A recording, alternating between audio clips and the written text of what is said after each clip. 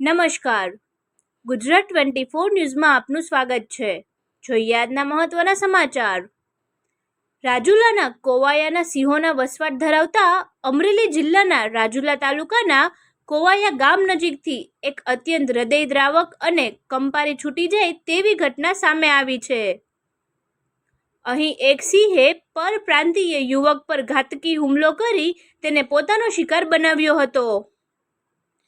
આ હિંસક આક્રમણમાં સિંહ યુવકનું આખું શરીર ખાઈ ગયો હતો અને ઘટના સ્થળે માત્ર અડધું ખાધેલું માથું અને પાસળીના ટુકડા જ મળી આવ્યા હતા, જેને લઈ સમગ્ર પંથકમાં ભારે અરેરાટી સાથે અને રોષનો માહોલ વ્યાપી ગયો છે.